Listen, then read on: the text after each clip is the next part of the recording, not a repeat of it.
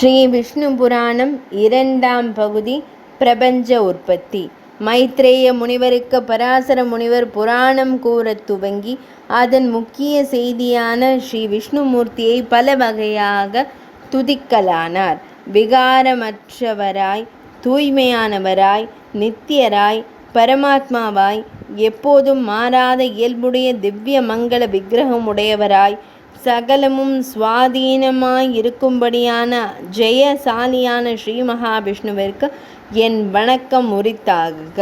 படைக்கும்போது ஹிரண்யகர்ப ரூபியாகவும், காக்கும்போது ஹரி ரூபியாகவும், சம்ஹரிக்கின்ற போது சங்கர ரூபியாகவும் இருந்து வழிபடுவோருக்கு விடுதலை அளிப்பவருமான ஸ்ரீ வாசுதேவருக்கு என் வணக்கம் உரித்தாக. ஒன்றாயும் பலவுமான சுரூபமுள்ளவராயும், காரணவஸ்தையிலேயே ஒன்றாய் சூட்சுமமாய் அவ்வியக்தமுமான ரூபத்தை, காரியாவஸ்தையில் அநேகமாய் ஸ்தூலமாய் வியக்தமுமான ரூபத்தையும் உடையவராகி, அனாதியான பிரகிருதி வாசனையினாலே கட்டுப்பட்ட சேதனங்களுக்கெல்லாம் மோட்ச காரணமான ஸ்ரீ விஷ்ணுவிற்கு என் வணக்கம் உரித்தாக. படைத்தல், காத்தல், அழித்தல் ஆகியவற்றின் மூலமாய் நிமேஷ சூரிய கமனாதி சகல பதார்த்த சுரூபமான காலத்தையே தனது சரீரமாக உடையவராகவும், அந்த காலத்திற்கு உட்படாத மேன்மையான சுரூபம் உடையவராகவும், சர்வ வியாபகருமானவருக்கு என் வணக்கம் உரித்தாக. பிரபஞ்சங்களுக்கெல்லாம் ஆதாரமாய், அதி சூட்சுமத்திற்கும் சூட்சுமமான ரூபமாய், எல்லாவற்றினுள்ளும் அந்தர்யாமியாய், பிரகிருதி சம்பந்தத்தினாலே குற்றமடையாமல் என்றும் உண்மையான ஞானத்துக்குரியவராய், கல்யாண குணங்களினால் புருஷோத்தமர் என்று வழங்கப்படுபவரான எம்பெருமானை சேவித்தேன், தண்டனிட்டேன். அதன் பிறகு இதனை கூறுகிறேன்.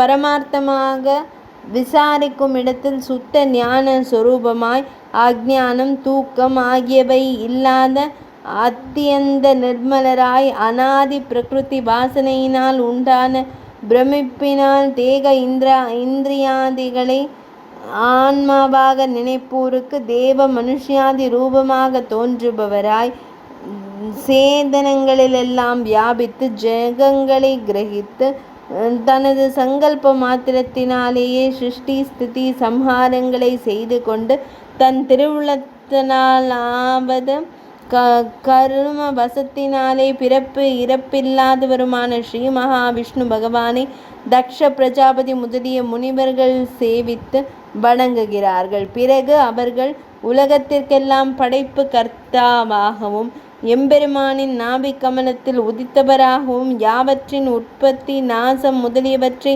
அறிந்த உலகத் தந்தையாகவும் விளங்கும் பிரம்மதேவரிடம் கேட்க அவர் அருளியதை கூறுகிறேன். பிரம்மதேவர் கூறியதை கேட்டறிந்தவர்களான தக்ஷர் முதலான முனிவர்கள் உள்ள தூய்மையுடன் நர்மதை நதிக்கரையில் ஆட்சி புரிந்து வந்த புருஹுதச்சன் என்ற மன்னனுக்கு தாம் பிரம்மனிடம் கேட்டவற்றை கூறினார்கள். அதை அந்த மன்னன் சாரஸ்வதன் என்ற முனிவருக்கு உபதேசித்தான். அந்த மாமுனிவரின் திருவருளால் நான் அவற்றை அறிந்தேன். இவ்விதமாக ஆச்சாரிய பரம்பரை ரீதியில் நான் அறிந்த இந்த மகா புராணத்தை விளக்கமாக உமக்கு கூறுகிறேன்.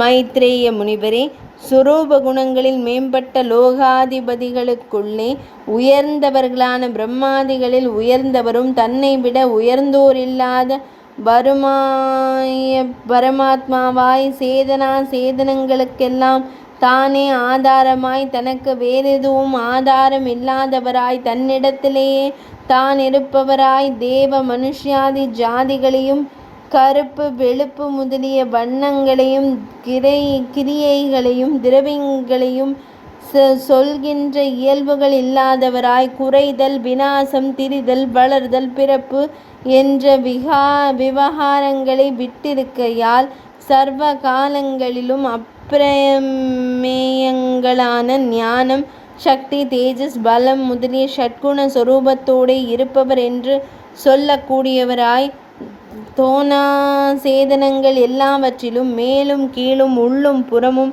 பக்கமும் தான் வசித்து கொண்டு சேதனங்களுக்கு தன்னிடத்தில் வசிக்கத்தக்கதாகிய சர்வலோக வியாபகமான சுரூபமுடையவராய் ஒன்றிலும் ஒட்டாமல் எல்லாமே தன்னால் விளங்கும்படி பிரகாசிப்பவராகையால் ஸ்ரீ வாசுதேவர் என்ற வேதாந்த அறிஞர்கள் கொண்டாடும்படி இருக்கிறார்.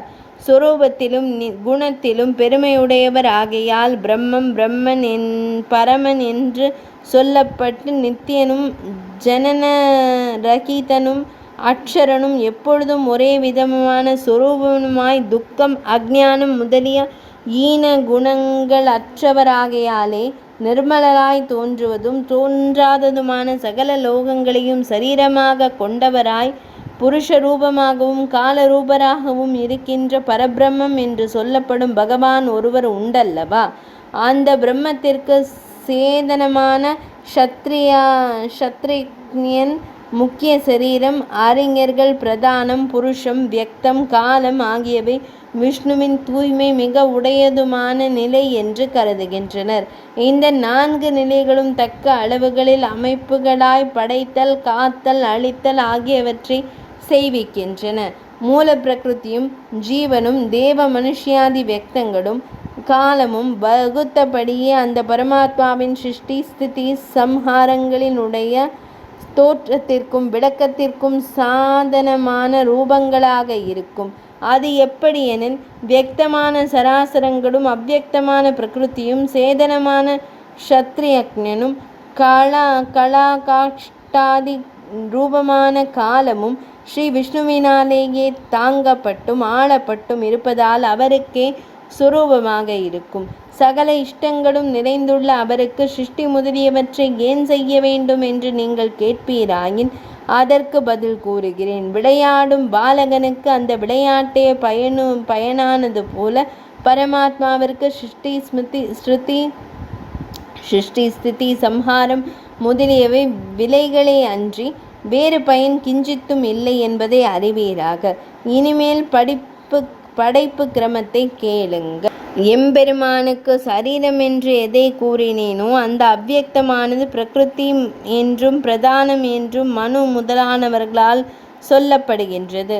அது சேத்தனங்கள் அடங்கியது ஆகியால் நித்தியமாய் அளவில்லாததாய் தான் அச்சேதனமாகியும் மரங்களிடத்தில் அக்னி இருப்பது போல் தன்னிடத்தில் சேதனங்களான ஜீவகோடிகள் எல்லாம் இருக்க பெற்று அக்ஷயமுமாய் அப்பிரமேயுமாய் பகவானே அல்லாது வேறொரு ஆதாரமும் அற்றதாய் நிச்சலமாய் சப்த ஸ்பரிச கந்த ரூப ரச கந்தங்கள் இல்லாததாய் சத்வ ரஜஸ் தாமச குணத்து முகமாய் ஜகத்திற்கு காரணம் உற்பத்தி விநாசம் என்ற இம்மூன்றும் இல்லாததாக இருக்கும். இந்த சிருஷ்டிக்கு பூர்வத்தில் மகா பிரளயமான உடனே அதனாலேயே யாவும் வியாபிக்கப்பட்டிருந்தது.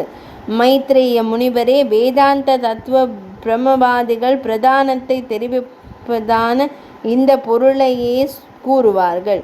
எப்படி எனில், அப்பொழுது பகலும் இரவும் ஆகாயமும் பூமியும் காற்றும் நீரும் சூரிய சந்திராதி ஜோதிகளும் இருளும் சாத்விக ராஜச தாமச குணவிலாசங்களும் மற்றும் உண்டான வஸ்துக்கள் ஒன்றுமில்லாமல் மூல பிரகிருதி ஒன்று மட்டுமே சமஷ்டி புருஷ ரூபமாக இருந்தது. எல்லாவற்றிற்கும் மேற்பட்டதான அந்த விஷ்ணு ஸ்வரூபத்தினின்று பிரதானம் என்கிற பிரகிருதியும் புருஷன் என்கிற ஆத்மாவும் உண்டாகி சிருஷ்டி உபயோகமான சேர்க்கை இல்லாதவைகளாய் அந்த எம்பெருமானுடைய எந்த ரூபத்தினால் தரிக்கப்பட்டிருந்தனவோ அது அவருக்கு காலம் என்கின்ற பெயருடையதான ஒரு சொரூபமாக இருக்கும். மைத்ரேய முனிவரே, வியக்தமான மகத அகங்காரங்களின் அந்த பிரகிருதியில் இருக்கும். பிரகிருதியும் பரமாத்மாவின் இடத்தில் லயப்பட்டதால் மகா பிரளயத்திற்கு பிரகிருத பிரளயம் என்றும் பெயர் உண்டு. அந்த காலம் அனாதியானது. அந்த காலத்திற்கு எப்போதும் முடிவில்லாமையாயினாலே சிருஷ்டி ஸ்திதி சம்ஹாரங்கள் அவிச்சின்ன பிரவாக ரூபமாய் பிரவர்த்திக்கின்றன. மைத்ரேய முனிவரே, பிரகிருதி சமகுணமாகவும் புருஷன் வேறாகவும் இருக்கும் இடத்தில் விஷ்ணுவின் ஸ்வய ரூபமான காலமானது சிருஷ்டிக்கு அனுகூலமாய் பிரவர்த்திக்கிறது. பிறகு பரபிரம்மமும் பரமாத்மாவும் ஜெகன்மயனும் சர்வாத்மகனும்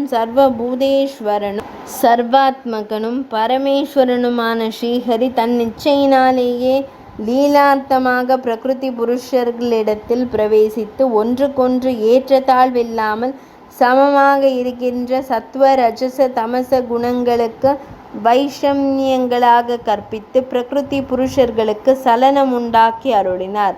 எப்படி வாசனையானது அதிகம்பீரமான மனதிற்கு தன் சாநித்தியத்தினாலேயே விகாரத்தை உண்டு பண்ணுகிறதே, அல்லாது யாதொரு தொழிலையும் செய்வதில்லையோ, அது போலவே பரமேஸ்வரன் தன் சாநித்திய விசேஷத்தினாலே பிரகிருதி புருஷர்கள் பிரபஞ்சத்தை படைப்பிக்க கலக்குகிறார். வாசனையானது மனோவிகாரத்திற்கு நிமித்தம், பரமாத்மாவோ பிரபஞ்சத்துக்கு நிமித்த காரணம் மட்டுமல்ல, தானே சலனமுண்டாக்குகின்றவனாய் சலிப்பிக்கப்படுவதுமான பிரகிருதி புருஷ ஸ்வரூபமாக தானே ஆகின்றார். ஆகையால் உபாதான காரணமும் அவரே, சூக்ஷ்ம ரூபமும் ஸ்தூல ரூபமான பிரகிருதியும் வியஷ்டி சமஷ்டி ரூபமான பிரம்மாதி ரூபங்களும் வியக்தமாயும் அவ்வியக்தமாயும் இருக்கின்ற பிரபஞ்சமும் மூல பிரகிருதியும் சர்வேஸ்வரனாய் புருஷோத்தமனாய் இருக்கின்ற விஷ்ணுவின் ஸ்வரூப மாயினாலே காரியமான ஜெகத்தும் அவனின்றி வேறல்ல. இது நிற்க மைத்ரேய முனிவரே, ஜீவனுடைய கர்ம வசத்தினாலே சலனப்பட்ட பிரகிருத்தினின்றும் சத்வ ராஜச தாமச குண வைஷமிய ரூபமான மகத்துவம் உற்பத்தி ஆகிற்று. பராத்பரனான ஸ்ரீ விஷ்ணுவினுடைய சரீரமான பிரகிருதியானது தன்னால் உண்டான மகத்துவத்தை மூடிக்கொண்டது.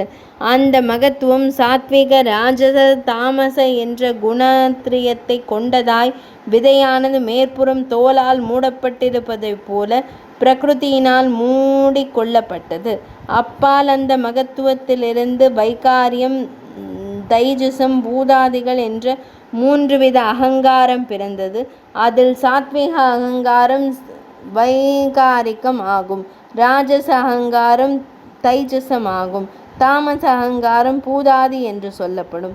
அந்த அகங்காரங்கள் நித்திய குணாத்மகனான படியினாலே பஞ்சபூதங்களும் இந்திரியங்களும் எதுவாக இருக்கும் பிரகிருதியினாலே மகத்துவம் மூடப்பட்டது போல அகங்காரம் மகத்துவத்தினாலேயே மூடப்பட்டு இருந்தது. அதில் பூதாதி என்று வழங்கப்பட்ட தாமச அகங்காரம் விகாரப்பட்டு சப்த தன்மாத்திரையை உண்டாக்கிற்று. அதிலிருந்து சப்தத்தை லட்சணமாக கொண்ட ஆகாசம் பிறந்தது. அந்த ஆகாசம் தாமச அகங்காரத்தினாலே மூடிக்கொண்டது.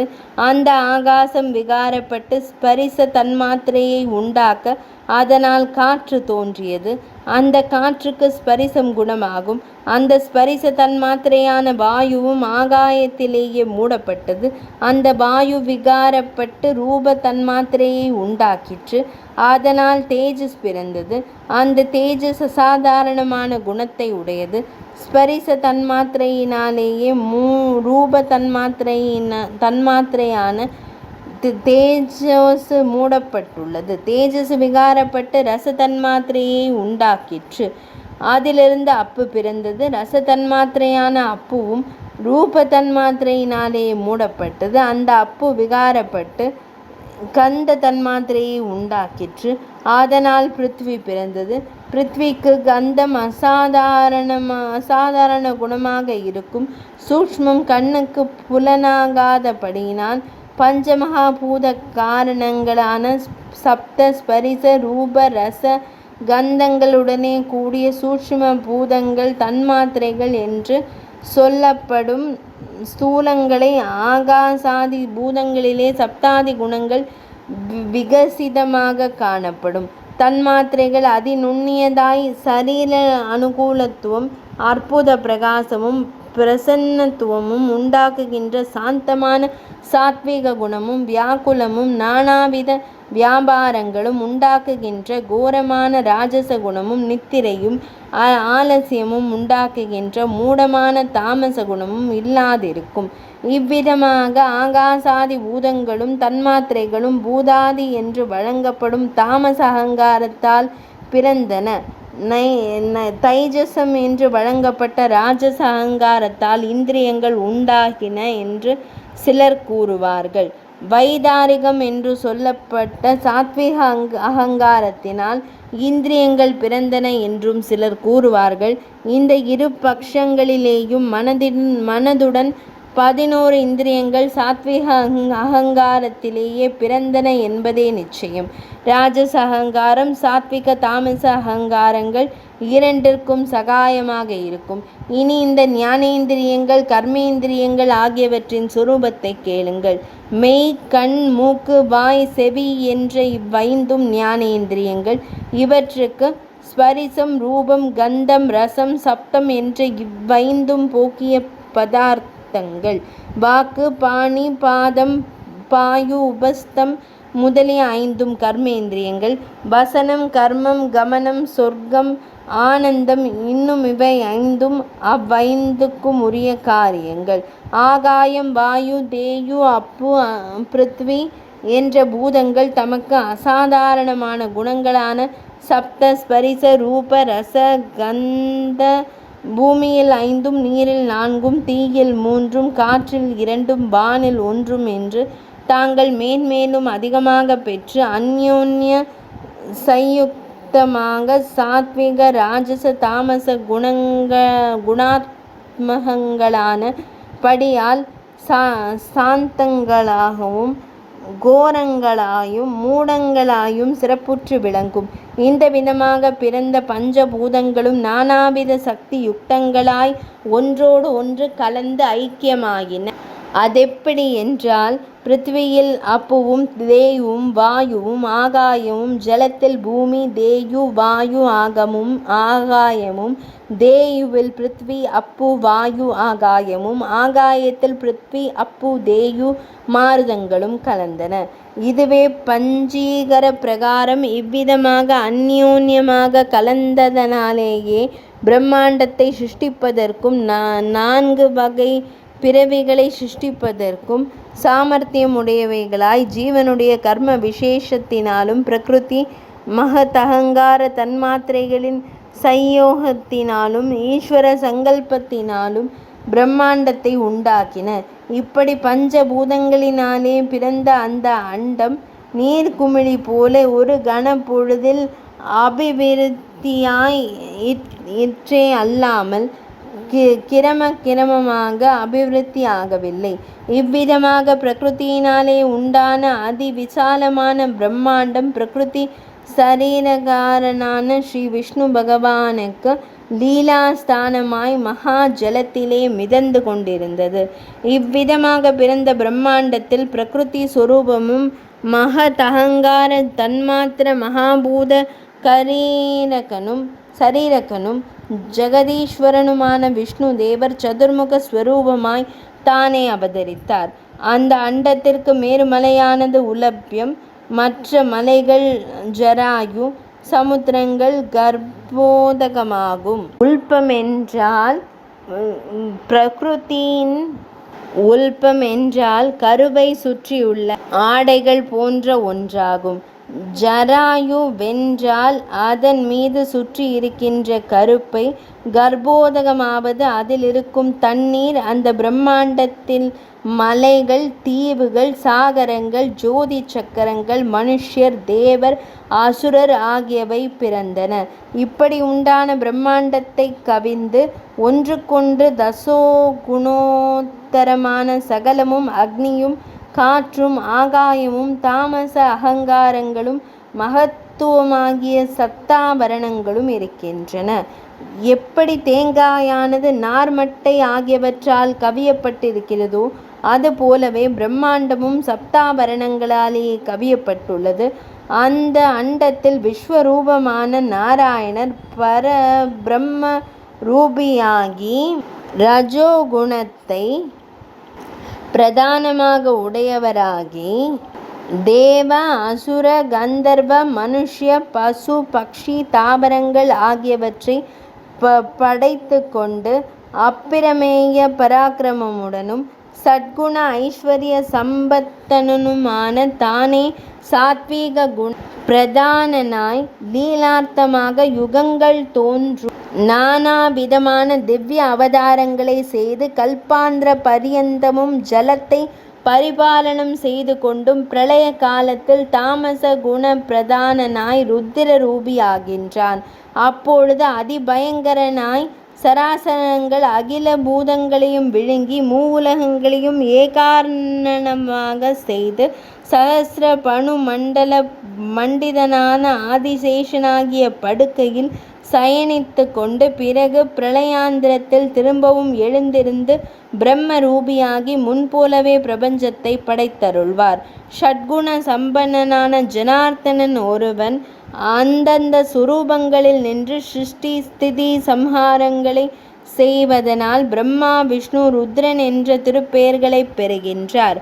அந்த பகவான் தானே சிருஷ்டிகர்த்தாவாக இருந்து சம்ஹார சராசர சரீரகனாக தன்னை தானே சிருஷ்டித்து கொள்கிறேன், அப்படியே தானே காக்கிறேன், யுக முடிவில் தானே அழிக்கிறேன் என்று அனைத்தும் தானே ஆகிறார். ஆகையால் சிருஷ்டிகர்த்தாவும் சம்ஹாரகர்த்தாவும் தோன்றுகிறவர்களும் சிருஷ்டிக்கப்படுவதும் சம்ஹரிக்கப்படுவதுமாய் தோன்றுபவைகளும் தாரதமியம் ஒன்றுமில்லை. ஏனெனில் பிருத்வி அப்பு தேயு வாயு ஆகிய ஆகாயங்களும் இந்திரியங்களும் மனமும் க்ஷேத்ரஜனுமான சகல பிரபஞ்சங்களும் அந்த ஸ்ரீமன் நாராயணனே ஆகும். எப்படியெனில் சகல பூதங்களும் ஆன்மாவாய் எல்லாவற்றையும் தனக்கு சரீரம் உடையவனாகையால் கை கால் முதலிய சரீரத்தின் செய்கை சரீரியான ஆன்மாவிற்கு உபகாரமாவது போல பிரம்மாதிகள் செய்கின்ற சிருஷ்டி முதலியவை யாவும் அவனுக்கு உதவியாக இருக்கும். இனிமேல் நான் சொன்னவற்றையெல்லாம் சுருக்கமாக கூறுகிறேன். அதாவது சேத்தனங்களான சகல பிரபஞ்சங்களும் சரீரமாயிருப்பதான சொரூபமுடையவனாகையாலே பிரம்மாதி ரூபங்களில் படைப்பவன் அவன், படைக்கப்படுபவனும் அவன், காப்பவன் அவன், காக்கப்படுபவனும் அவன், சம்ஹரிப்பவன் அவன், சம்ஹரிக்கப்படுகின்றவனும் அவனே. அதனால்தான் சர்வசக்தனாக இருக்கும்போது பிரம்மாதிகள் இடையில் வைப்பது. ஏனெனில் அவர்களுக்கு அப்படி செய்யும்படி அவனே வரம் கொடுத்திருக்கிறான். ஆகையால்தான் மைத்ரேயரே, அந்த ஸ்ரீ மகாவிஷ்ணுவே சகல விதத்திலும் உபாசிக்கத்தக்கவராக இருக்கிறார். இரண்டாம் பகுதி முற்றிற்று.